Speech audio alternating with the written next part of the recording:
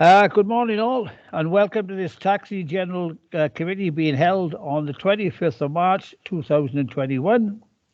This meeting is being held remotely via Microsoft Teams due to the restrictions in relation to COVID-19. My name is Councillor Denver Priest, and I shall be chairing this licensing meeting today. The meeting is being recorded and will be made available to view via Council's website, except for discussions involving confidential or exempt items. Therefore, the images and audio of those individuals present or speaking will be publicly available to all via the recording on the council website at www.caerphilly.gov.uk. I will now carry out a roll call for attendance. Please can you announce yourself present when I call your name, and I shall do members first. Councillor Mike Adams. Present, Chair. Councillor Liz Allworth. Present. Councillor John Bevan. No. Councillor PJ Bevan. Councillor D. Cushion. Councillor D. Cushion. Councillor Wayne David. Present. Councillor Mike Davis. Present. Councillor J. Gale. Present. Councillor D.C. Hart. Councillor Diane Price. Present. Councillor J. E. Roberts. Present, Chair. Good morning, all. President J. Simmons. Julian. Vice Chair. Present, Chair. And Councillor W. Williams. Present, Chair. Right, thank you for that. Did we have all that back? Right, thanks. Right, I now check the following officers are present. Jackie Morgan, Trading Standards Licensing and Registrations Manager. Present, Chair. Thank you. Lee Morgan, Licensing Manager. Yes, present, Chair. Good morning. Morning. Todd Rosen, Solicitor. Present, Chair. Rebecca Barrett, Committee Services Officer. Present, Chair. Thank you. Can I also welcome supporting officers from the licensing and committee services who are present in the background? Thank you. Thank you all for confirming your attendance. Please can I remind attendees that if they lose connection during the meeting, please make every effort to reconnect. However, the meeting will continue as long as the meeting is quorate. Committee services are on hand and will be able to assist you to reconnect if necessary. Please can I ask everyone to keep their microphones on mute until they are invited to speak. I should also remind everyone that the chair has the discretion to remove persons from the remote meeting if that is necessary. If you wish to speak, please use the hands up function in the Microsoft Teams. Votes for this meeting will be taken by roll call. When the vote is required, members will be asked to state their vote when their name is called. Thank you. We now move straight to the agenda. Apologies for absence, please. Chair, we Councillor John Bevan, Councillor Donna Cushion and Councillor David Haas. Thank you for that. Two declarations of interest. Councillors and officers are reminded of their personal responsibility to declare any personal or prejudicial interest in respect of any item of business on this agenda, in accordance with the Local Government Act 2000, the Council's Constitution, and the Code of Conduct for both councillors and officers. Please use the hands up function to indicate if you have any such declarations. Are there any? No. We move on now to agenda item 3. It's the zoo licensing fees. Mr. Morgan from licensing, can I hand over to you, please? Okay, thank you, Chair. Well, good morning, members. Welcome to this meeting. It's been some time since our last. This morning, there is one matter for your consideration. This relates to the setting of a fee for a zoo licence, or for our zoo licences. The second item on the agenda today is a verbal update from myself in relation to some taxi and private hire licensing matters. The latter, I plan to come back to you with a report in the near future, but I just wanted to appraise you with a few things which are happening at the moment. Members, if I can take you to agenda item 3 this morning, I would advise you of the fee setting exercise that's been undertaken in relation to zoo licensing. 2.1 of the report before you this morning sets out why we have to do this exercise. We have had a notification served on us about the intention of one of our premises to make an application for a zoo licence, and that's set out in, I think it's 5.2 of the report there, where we've had the 2-month notification that's required as part of the process, and that. I'll come on to that a bit later in terms of the premises if members have questions. Members, under the Act, we're required to arrange for fee setting for the grant, renewal and transfer of licences. And you will note in paragraph 8 that there are 2 durations of the licences for either a grant then and for 4 years, and then the renewal which is of 6-year duration. With all of our fees, we are able to charge reasonable fees as we may determine, and these include expenses incurred during inspections of these premises by officers. Paragraph 5.10 of the report sets out other fees that we are able to charge in terms of hourly rates if at a later stage that we had to engage for any purposes with zoo premises for exercise of certain duties. Members, you will note there's a table included in the report at Appendix 1, which is found on page 7.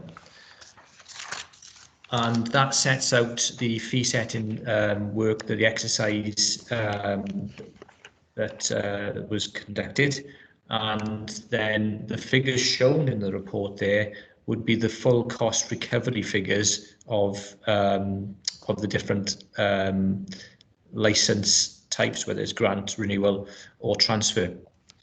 Members, could I point out a typo in the table? It's the 4th item down, where it refers to zoo license grant 6-year and S14 dispensation.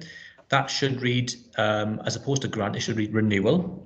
So if I could just direct members' attention to that. In relation to the fees, members, as I said, they are the full cost recovery fees, and I would invite members to round these figures down in terms of any deliberation today by you in terms of the fee setting and the approval of whether you approve these figures or not. I would like to highlight that as opposed to £1,997, sorry, £1,191.97, that figure should be rounded down to 991 pounds exactly, and then as we carry down, it should read £1,553, £1,615 and £1,086. Within the table, reference to the Section 14 dispensation, members, this it differs because in view of the size and number of exhibits contained at the site, there could be a reduction available, and this dispensation, which is permitted in the Act, so hence the lower fees which are identified there. And primarily it relates to the number of visits that we would not have to undertake then in certain circumstances in view of perhaps the exhibits which are held on site. So, members, I would invite you this morning to consider the fees for each of the license types there in relation to the table on Appendix 1 with the amended amounts as I've referred to. Members, the report before you this morning is for the setting of the fee arrangement for zoo premises. So I will perhaps hand back to the chair at this point and see if members have any questions, and I'll attempt to answer any queries that you may have. So, Chair, could I hand back to you at this point, please? Yeah, fine. Thank you for that. Thank you for that, Mr. Morgan. Right, we now open up item for members' debate and questions. First one, please. We have two questions, Chair. One from Councillor Mike Adams and one from Councillor Phil Bevan. Mike? Right, Mike Adams then first, please. Actually, Chair, it was Phil's hand was shown before mine. I'm happy to give Phil his priority. I'm happy to give it to you as well, Mike. So very happy. Right then, Councillor Adams, you take Okay, I'll continue. It's regarding the fees that Lee just read out on the rounding. Can I ask that we have all of the figures in the columns rounded so that they add up to the figures that Lee have told us, just to avoid any future confusion about why do they add up this way? Mr. Morgan, can you answer that, please? Yes, I can round the pennies down so that it's clearer for any applicants going forward. Yeah, happy to do so. That's okay. It isn't just the pennies, so we need them all to add up to the right hand figure. So it might mean a couple of them rounding up to a whole pound, and just to get absolute accuracy. Yes, I can see Jackie's looking at that and thinking, yeah, that hopefully makes sense. Yeah, thanks both. Yeah, no right, problem. Fine. Are you happy with that? You happy with that, Miss Councillor Adams? Oh yeah, very. Right, we now go on then to the next councillor, which is Councillor Bevan, please. Yes, Lee, it's very interesting to think that we might have a zoo in the county, but I can't think of one at the moment. Does it cover any other assembly of animals, sort of like a Kevin Mabley theme park down in Cardiff? It's outside the area, but there's a lot of animals there. Is that the sort of license? Would it cover that as well? I mean, a zoo license.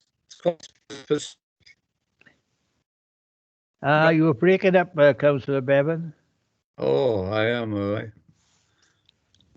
Back to normal. You're right there now. Well, I'm just asking about the license. Does it cover anything other than the zoo, sort of anywhere where animals are collected, like a theme park? Right, fine. Okay. Mr. Morgan, please, could you answer Councillor Bevan? Yes, there are certain animal types and species of animals where those animals, for example, I would say in this instance, meerkat, wallaby, we haven't got any in the proposed zoo at this point yet, but lions, tigers and bears, that type of scenario. If certain exhibits obviously are or animal species, and if they are then, as the summary of the report says, exhibited to members of the public for at least 7 days, with or without sort of admission fee, for for a period more than 12 consecutive months, then they would need a zoo license.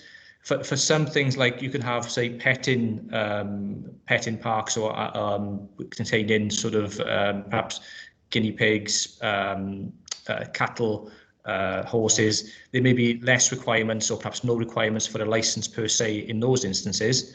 But in this instance, we are aware that there are exhibits being or likely to be exhibited at the site which will require a zoo license. So it comes down to the actual species that's being or planned to be exhibited, Councillor. Are you happy with that, Councillor Bevan? Yes, thank you. Fine, thank you, Mr. Morgan. Are there any more questions to Mr. Morgan, please? One for Councillor June Gale, Chair. Right. Councillor Jane Gale in, please. Yes, thank you, Chair. What I wanted to know is there a zoo already in the county?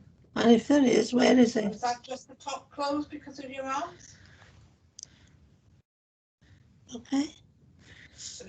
Yeah, so you have difficulty bending over. Okay, yep. Thank you, Councillor. This would be our first zoo that I'm aware of.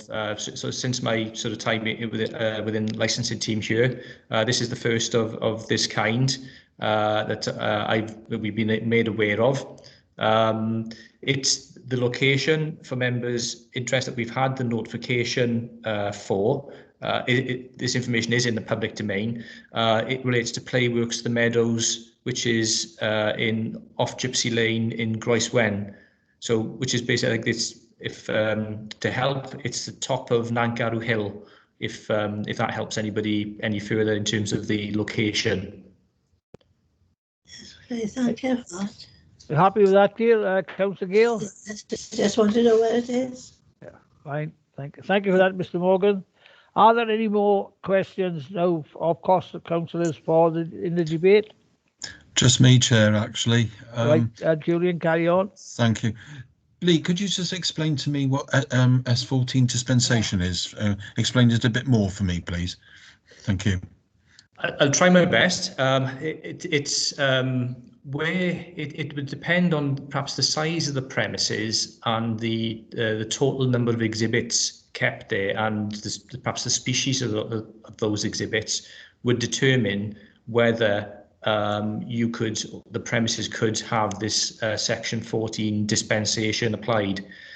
If my understanding is that if it was a relatively small number of exhibits held on a site, and the nature of those exhibits meant that, or could mean that they would not require the level of inspection and control that a full-on zoo containing perhaps a large multitude of exhibits would require. So I think that's the difference, that, as I understand it anyway, in terms of where the dispensation could be applied. Thank you for that, Mr. Morgan. Are you happy with that, Councillor Simmons? I sure am. Thanks very much indeed. We do have one other question, and it's Councillor Mike Adams again. Councillor Adams, please. Yeah, it's actually relating to the question and the answer we've just had. Would it sort of refer to the amount of required space, whether that's ground area or cubic meters that any particular species would require to be held in that format? I wouldn't necessarily think it's the space perhaps that it would be required. I think it's more about the physical exhibits which are being or likely to be held at the site. Some obviously are going to, I suppose, a more exotic species than others, and perhaps maybe more have greater care needs than others in terms of the welfare of those animals. So I think that's more the consideration, as opposed to the sort of spatial requirements, possibly. Again, that's in terms of my reading of the Act, and obviously the guidance that I've been sort of looking at in the preparation of dealing with an application that we're expecting of this type. Okay. Anyone else for a question to Mr. Morgan, please? Councillor Phil Bevan, Chair. Councillor Phil Bevan, then. Yes, Lee, Mike mentioned the fact of looking after these animals, but that I suspect wouldn't be our responsibility. It would be one of the animal welfare organisations.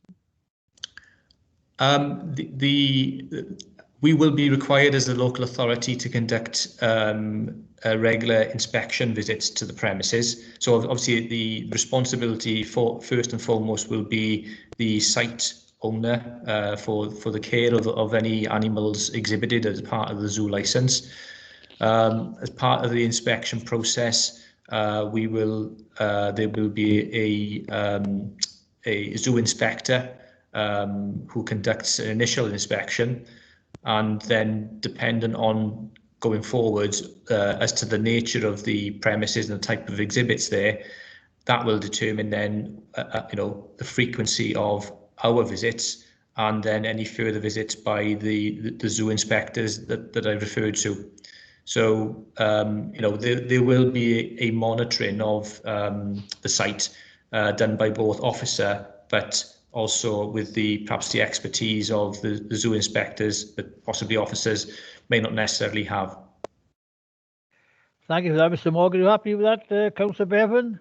Yes, thank you, Chair. Fine, thank you. Are there anyone else for questions to Mr. Morgan, please? I can't see anybody listed here, Chair, so That's back over to you. Fine, thank you for that. Thank you for that, Councillor Simmons. Appreciate that. Do apologise, Chair. John Roberts' Chair, hand do is apologise. I see Sorry? John Roberts' hand's gone up. Right, Councillor John. no problem. Sorry. Councillor Robertson, please. Thank you, Chair. Diolch. Just for clarification, can I ask, please, the visits?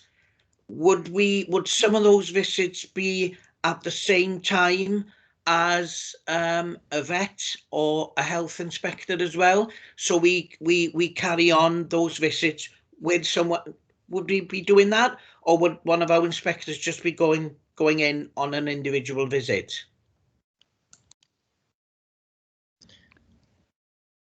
Thank you, Councillor. It'll be a combination of both. I think with anything that's new, we have experienced animal health and welfare officers within our team, within the trading standards team, within public protection, who are very experienced. They may not necessarily be experienced in some of the exhibits which are held or likely to be held at a site of this nature. And therefore, we will certainly call upon and do joint visits with the sort of zoo inspectors. The Act requires, at certain times that, those visits are conducted, by instructing, the person who's suitably qualified. So it would be a combination of both. But I think, the good thing is, that in conducting the visits with that person, the animal health officers within the authority will gain that greater experience. But if there were any concerns at any time, then obviously we have the ability to go back to the experts. You happy with that, Mr. Bevan? Councillor Bevan? That it was my question, Chair. Can I come in again? Sorry. That's okay. And all of the inspections, would there be notifications before we inspect? Or sometimes can we just spot check? Again, the Act tells us that before 12 months is up, I think between 6 and 12 months, we have to inspect as part under the Act. It tells us that we must do that. So the zoo or premises will know roughly when we are going to visit. But certainly that doesn't preclude us from going back and undertaking visits of that nature, especially should we have any concerns. We would treat it like any other perhaps licensed premises that we sort of look after, in that if there were complaints from members of the public, we would undertake visits to make sure that there wasn't anything untoward taking place on site. Okay, diolch Lee. Thank you, Chair. Thank you, Mr. Morgan. Are there any more questions now to Mr. Morgan, please? Yes. There are a couple of, Chair. Yes, I was going to say just apologies to Councillor Roberts. His hand didn't pop up until it was mentioned. Right. We've got Councillor Jim Gale and Councillor Liz Osworth, please. Councillor Holdsworth first, then, please. Thank you, Chair.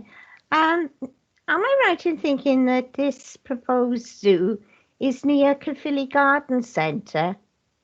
Mr. Morgan, is that the address? Yes, Councillor. It's yeah, top of Nangarrow Hill, as I would describe it, and then turn left, and then it's a few hundred yards down on the right-hand side, if that helps in terms of if you were to travel there. So it's not far. Yeah, yes, the garden centre, I believe, when it first opened, had a zoo. It's many years ago now. They were, and somebody was reminding each other on Facebook recently that they worked there.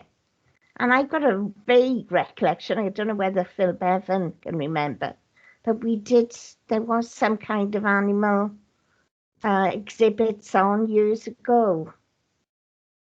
And it was just a query, but maybe it was in Rumney Valley days, I'm not sure. Thank you. I certainly don't remember anything, but they certainly have a very big aquarium there. I don't know whether that's considered to be a zoo. Crocodiles, maybe. Right, fine. Thank you for that information, Councillor Aldworth. I now believe Councillor Jill J. Gale, please. Yes, thank you, Chair. What I'd like to know is how many animals would there be there, and what type of animals they're going to be? Councillor Morgan, please, Mr. Morgan. Yes, I'll just bear with me.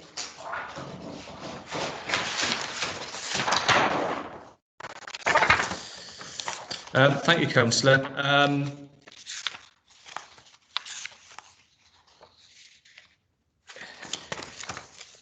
In relation to what they may have in the future, obviously, then that's perhaps I can't tell you what they plan to have there. I can tell you what they have notified us of as of January 21. And I'll briefly perhaps read a bit of a list. Not all of these animals would require a zoo license, but the ones which they have or are seeking to exhibit that would require it are raccoon dogs, meerkats, wallabies, what else? Emu. The rest of the animals that they've identified to us, things like horses, donkeys, pigs, alpacas, etc., they would normally they wouldn't require a zoo license, but obviously those animals are also on site. But if they were to hold a zoo license, then subject to they could have potentially more exotic animals than we don't know what the plans are for the site, but they could obviously expand to have even more exotic animal types and a different range in the future. Are we have lions or tigers? Do we know? I'm not sure, at this point, but I think the importance is that if they were to hold a zoo license, that would give them the ability to have a range of exotic species. We don't know what their plans are. Once we do the visits as part of the inspection process, perhaps we'll have a better idea going forward in terms of what the sort of more long-term plans are. So what it may start off as, it might expand over time. Right, thank you. Happy with that, Councillor Gale? Yes, thank you. Thank you, Mr. Morgan. Any more questions now to Mr. Morgan, please? No, the hand showing, Chair. Oh, Councillor Mike Adams. Sorry, yes, Mike. Yeah. Councillor Adams, come on in. Councillor Adams. In relation to the more exotic animals, or even some of the ones that Lee mentioned, if they intended to keep and show any animals which, if escaped, would be a danger to the public, we would have to know in advance, I'm sure.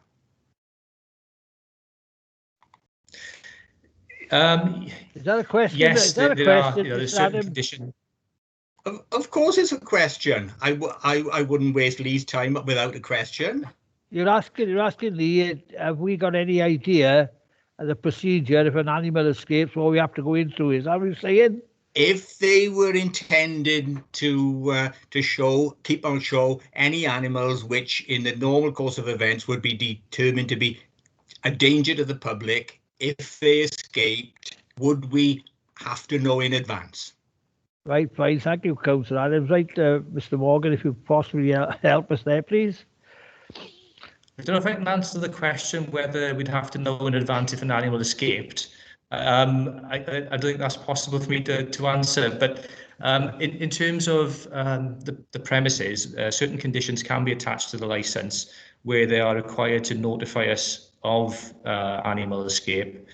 You would hope, and I think I've got nothing to suggest otherwise from my dealings with the site to date, that there wouldn't be anything other than above board with us. Obviously, clearly, public safety, could be a concern if something like that did happen.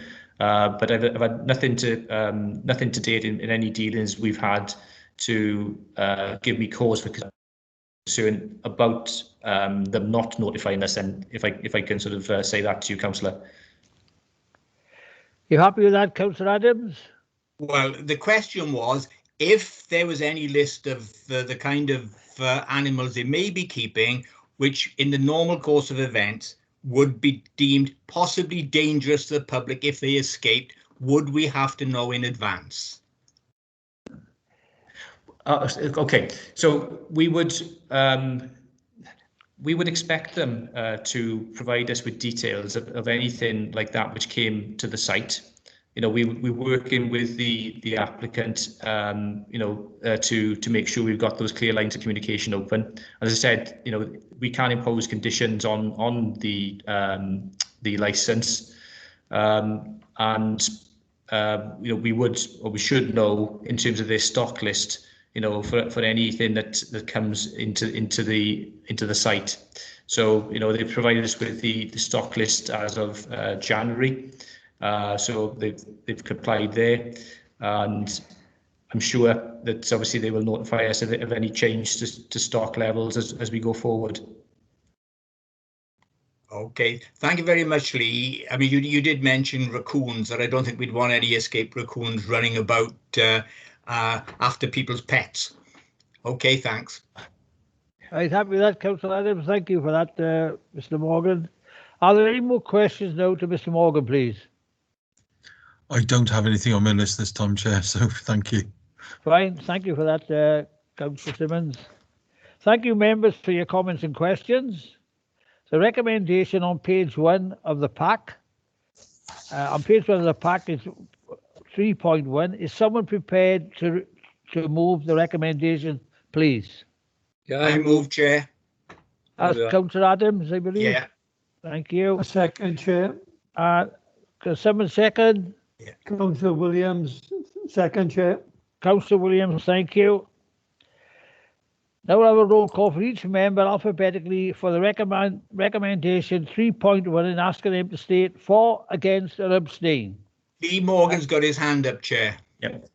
Chair, just very briefly, and it's just for a matter of record, really, and I'm sorry to interrupt. It's just that with the motion, then, will the motion be that the rounded down figures will be what members will approve during this vote?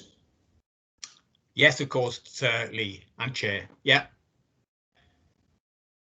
As discussed earlier. You happy with that, Mr. Morgan? Yes, thank you, Chair. Right, fine, thank you. We now go into the vote then, please. So, Becky, are you calling it or am I? Right. I shall go through the list of councillors that I have. Councillor Mike Adams. For, Chair. Councillor Elizabeth Allworth. For, Chair. Councillor John Bevan. Councillor John Bevan. Not you. Right, sorry. Councillor Phil Bevan. For. Thank you. Councillor D. Cushing. Apologies, Councillor Cushing, Chair. Councillor Wayne David. For. Councillor Mike Davis. For. Councillor Jane Gale. Councillor June Gale. Abstain. Unmute, Jane. Do you say abstain, June? Yeah. Right. Councillor D. Hurst. Apologies, Chair. Right. Myself, for. Councillor Diane Price.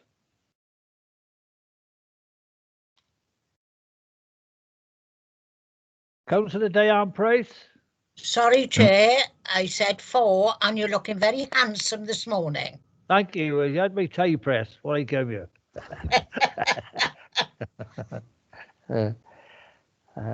Councillor G. Roberts. For, obliged, Chair. Thank you.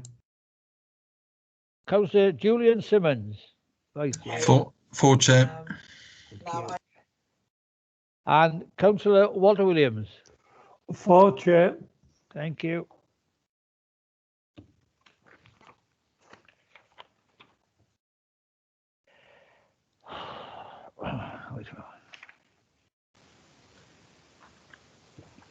That's carried by majority, Chair. Right, so just coming up there, right. So that, councillors, is carried by a majority, unanimous. Thank you. And so the officer's report has been approved. Item 4, 4.1, item 4, a verbal update from the licensing manager on the taxi licensing matters. Mr. Morgan, please.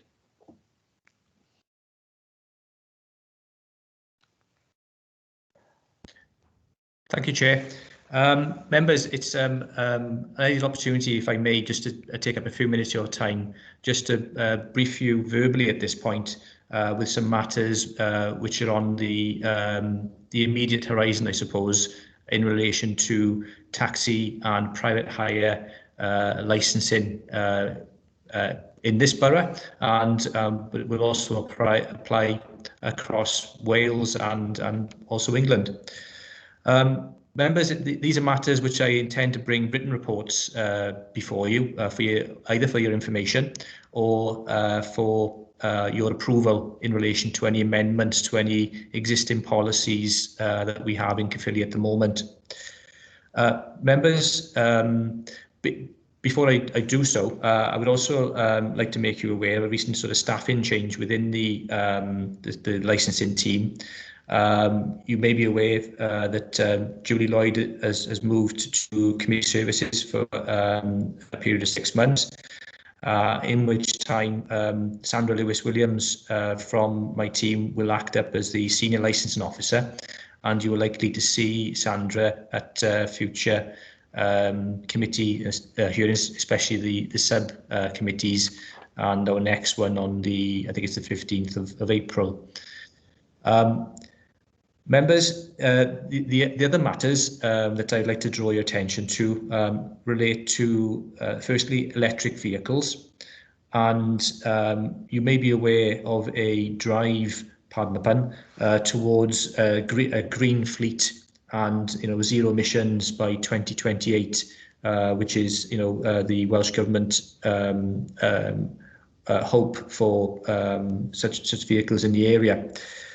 And the Cardiff City Region deal has secured a number of vehicles that are going to be used as Hackney carriage vehicles, which will be, if they haven't been delivered already, will be delivered to the authority for use by our drivers to, in effect, try before they buy an electric vehicle.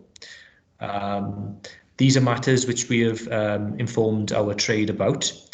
And we will obviously appraise members as to these matters as well. The thing I'd like to draw your attention to at the moment is that the trials of these vehicles will start soon. And I wanted to bring to your attention that as they currently stand, or the vehicles have signage which conflicts with our existing Caerphilly policy. Our existing policy requires that only the Hackney carriage vehicle proprietor name or the private hire vehicle proprietor name is contained on the vehicle advertising, or that they have then the permission of the local authority to advertise any other name. The vehicles concerned that we have it in as trial vehicles contain the logo of the Cardiff City Region Deal logo, plus then the Welsh Government logo attached to the rear of the vehicle. So I am going to bring a report before you members to, in effect, invite you to amend our policy so that these vehicles can be, properly allowed into the fleet. But I thought until such point, I just wanted to make members aware, and you won't be surprised then when the report comes before you. Hopefully, in the next month or so that you'll receive it. So, members, that is the first matter. So the second and third matters are very closely linked, and they relate to the, I suppose, the ancient nature of the law in relation to taxi and private hire driver and vehicle licensing.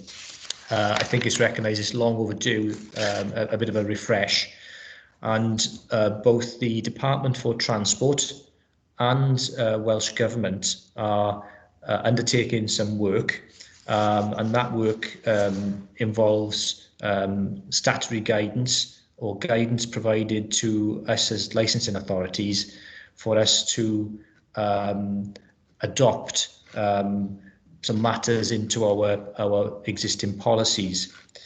And this is done because they appreciate the length of time that the change to any law will take, and they see this as an interim measure before they can achieve that long-term aim. So the type of matters that it will focus on will be public safety, equality, improving the environment, and customer experience.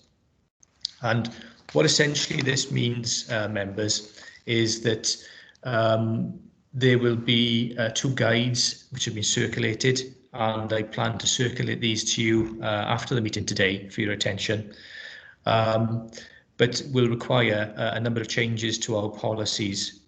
Thankfully, with the work that's been done previously, a number of the requirements we already have within our policies. Things like the NR3 database, which is a national register of refusals and revocations. We already undertake and do provide for that within our licensing process. We have already adopted the Institute of Licensing fitness criteria, which members, I think it was 2018 that we implemented that within our authority. A further requirement, I know members would have dealt with this more recently, relates to a provision that Group 2 medicals become the standard across Wales. And I know we've dealt with that with a number of queries, over the last few years. So, members, it's my opportunity really to tell you that about these things which are coming. I am happy to circulate the guidance so you can see, what's likely to change. We will then undertake a consultation exercise with the trade in the borough.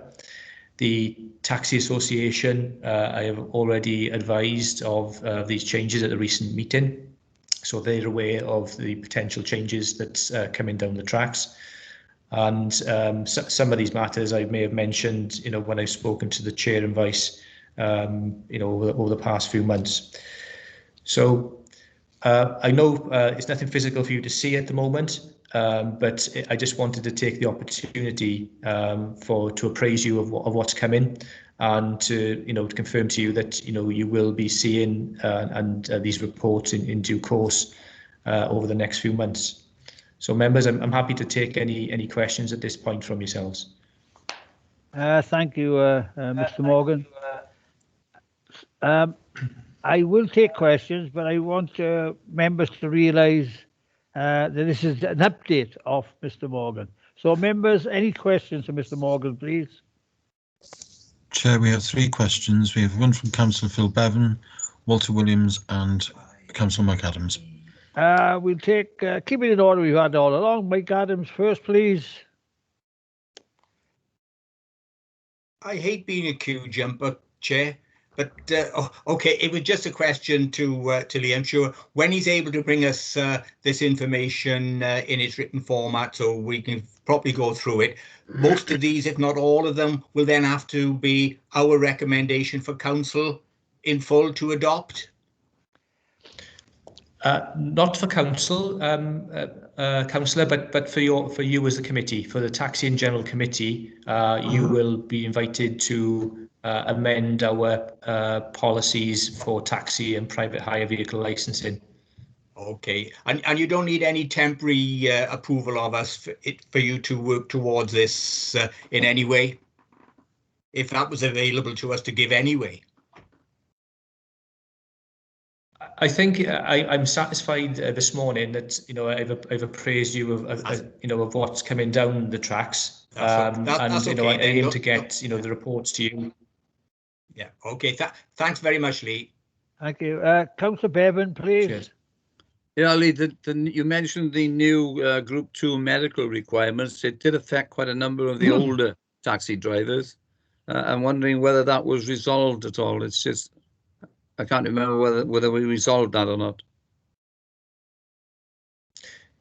Yeah, yes, well, in terms of resolve, we brought it back, a report back before members. There was an information report that we brought back to yourselves as a committee, and at that point there was we already had the Group 2 medical requirement, within Caerphilly. I think the issues were some of the drivers who may not have met it.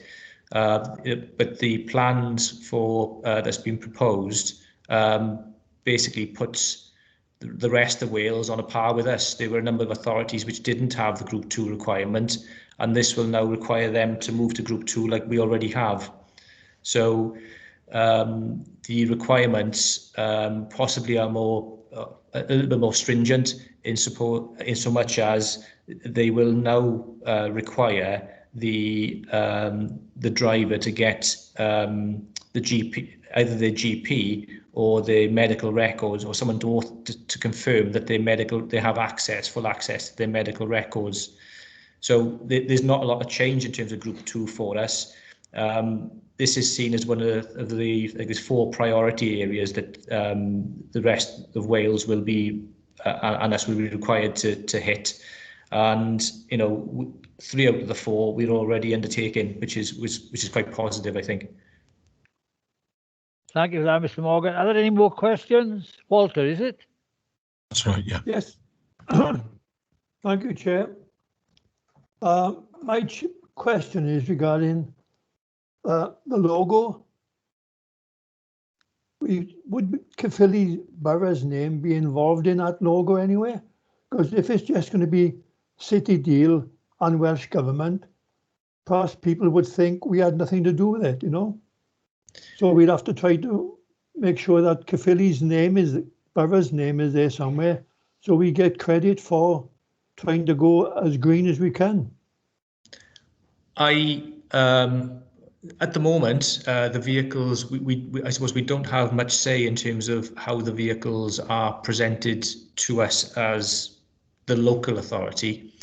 As the licensing authority, obviously we have conditions of license, which obviously are why I've mentioned it specifically is it doesn't meet our current conditions of license in the manner in which these vehicles will be presented if they were to be licensed today.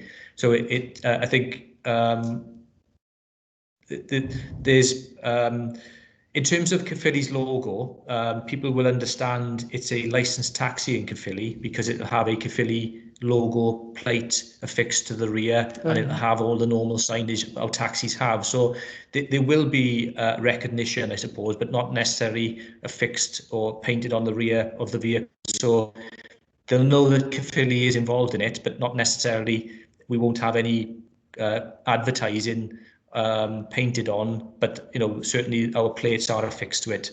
So so it's not quite an answer for you, but obviously our main concern is that it is the conditions of license element I'm just trying to address really.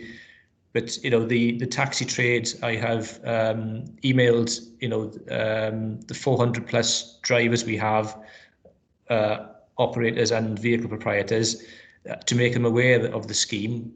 And so certainly the trade are fully aware that it's Caerphilly is doing its bit in obviously having these vehicles and allowing them to operate a trial before you buy scheme, to generate interest, in this green agenda. Thank you, Lee. Thank you, Chair. Thank you, Councillor. Anyone else? There's nobody on my list, Chair, so thank you, Julia. Thanks very much. Could I have a councillor then to move Mr. Morgan's update, please? Could I say something first, Chair? What is it then, Councillor Gale? James? What's already been said about Caerphilly not being on vehicles. We're an important council as it is, and it will seem that we're an extension of Cardiff rather than being part of the whole thing. Well, I think with all due respect, councillors, I don't think that's something that Mr. Morgan could answer. If he likes to comment on it, that's different. Would you like to comment on it, Mr. Morgan? Perhaps only if I may say this. Clearly the Cardiff City Region deal, I think, is a collective, isn't it, of all our authorities in this area, of which Caerphilly is a part. I'm not, as you said, Chair, I'm not in control of all these aspects, or so I can't really address the question fully, really. But I know that Caerphilly is part of the City Deal region. Sorry. Fine, thank you for that, Mr. Morgan. Are there any more questions before I close the debate? Nothing on my list, Chair. Right, can I ask councillors to just we had the updates, now we move on now. So thank you, Mr. Morgan, for that update. It's really appreciated. Right, thank you all. Thank you, and we have noted the update. Thank you all for attending, and good day to you. I declare the meeting closed. Please can I ask you all to leave this Teams meeting now by pressing the hang up and leave button. Good morning to you all. Just to say congratulations.